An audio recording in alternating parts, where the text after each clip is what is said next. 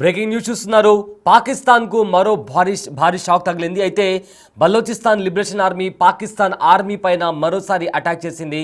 అయితే ఈ అటాక్లో అక్కడ ఉన్న స్పాట్లో ఉన్న 14 మంది ఆర్మీ సైనికులు కూడా పాకిస్తాన్ ఆర్మీ సైనికులు కూడా చనిపోయినట్టు ఇప్పటికే వస్తున్న సమాచారం. అయితే ఇప్పటికే చాలాసార్లు Balochistan liberation army Pakistan army target చేసుకుంటూ పాకిస్తాన్ ఆర్మీ చెక్ పోస్టులు కావచ్చు లేదా ప్రాజెక్టులు కావచ్చు, ఏవైతే ప్రభుత్వ ప్రాజెక్టులు ఉన్నాయో వాటిని టార్గెట్ చేస్తూ కూడా గత కొద్ది నెలలుగా బలోచిస్తాన్ లిబరేషన్ ఆర్మీ పాకిస్తాన్ పైన విరుచుకుపడుతుంది. అయితే రీసెంట్గా కూడా సైన్యం పైన విరుచుకుపడింది బలోచిస్తాన్ లిబరేషన్ ఆర్మీ.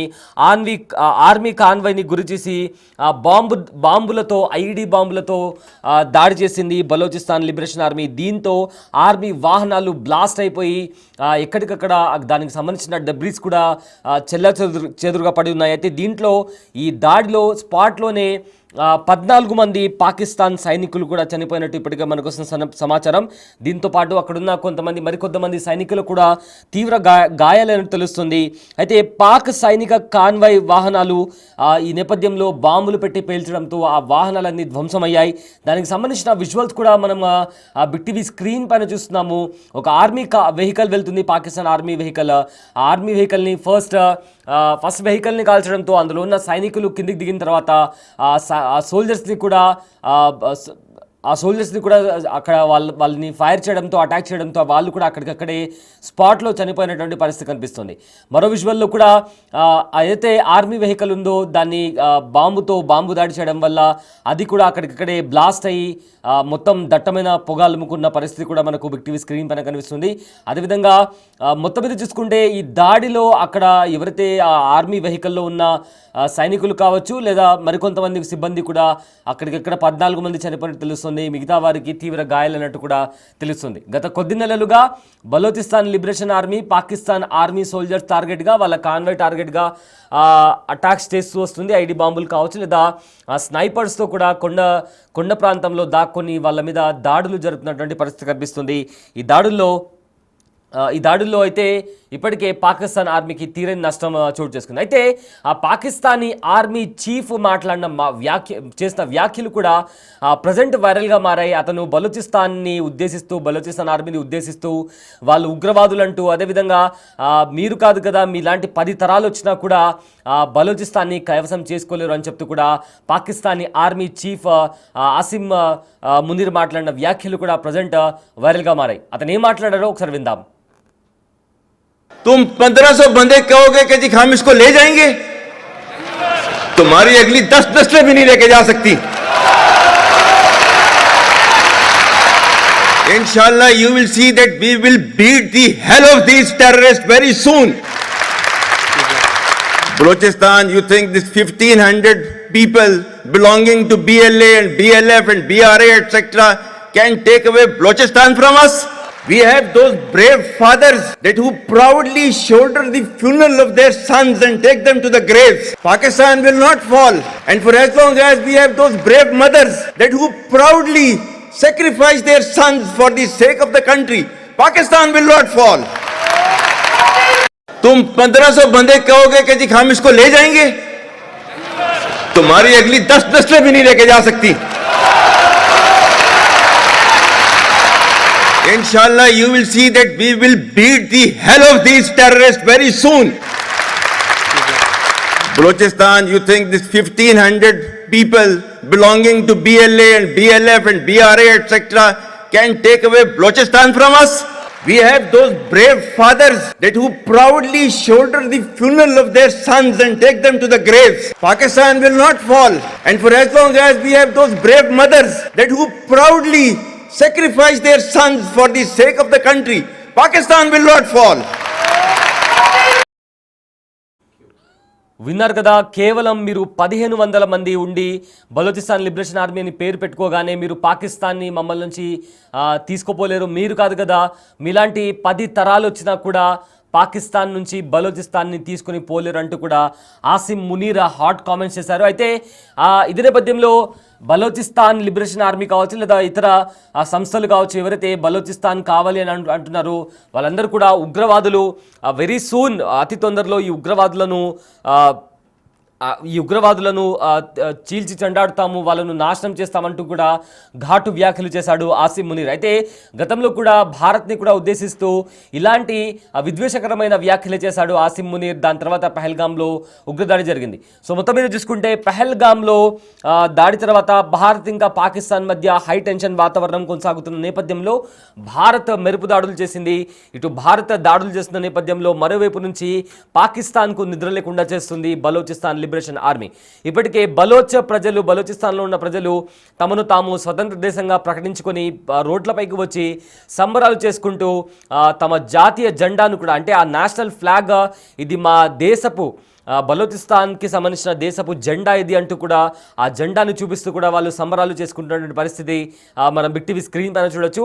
అయితే ఆసిమ్ మునీర్ చేసిన ఆ వ్యాఖ్యల తర్వాత ప్రజెంట్ అయితే బలోచిస్తాన్ లిబరేషన్ ఆర్మీ కంటిన్యూస్గా పాకిస్తాన్ ఆర్మీ పైన అటాక్ చేస్తూ వస్తుంది. ఇప్పటికే ఆ దాడిలో గతంలో కూడా చూసుకుంటే ఆల్మోస్ట్ 102 మంది పాక్ సైనికులు చనిపోయారంటూ తెలిసింది. దాని తర్వాత కూడా కంటిన్యూస్గా అటాక్ జరుపుతూ వచ్చింది బలోచిస్తాన్ ఆర్మీ. ఇప్పటికే ఆ కౌంట్ అనేది మరింత పెరిగిందని చెప్పుకోవచ్చు. అయితే మొత్తం మీద చూసుకుంటే బలోచిస్తాన్ తరపు నుంచి కూడా కొన్ని కామెంట్స్ వినిపిస్తున్నాయి.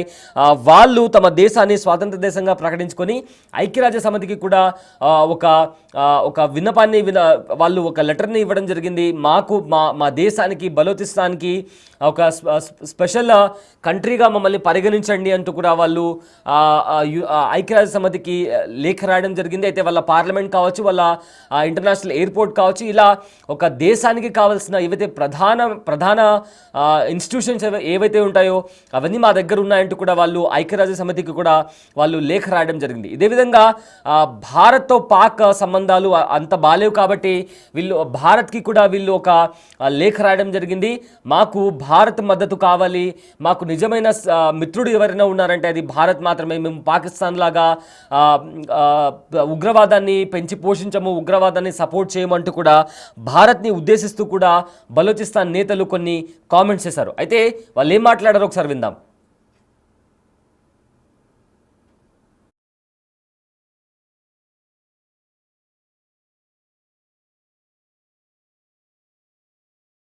बहुत अच्छा दिन है, बहुत जबरदस्त दिन है। आज हमारे भाई ने हमारे 50 साल दुश्मन को मारा। ये वो बुज़दिल दुश्मन है जो 50 सालों में हमारा मुल्क को उन लोगों ने तबाह किया। ये बहुत अरसे से हमारे पख्तिया को, हमारे खोस्त को, हमारे जलालाबाद को, हमारे मोहब्बत को, लोगों को मार रहे हैं।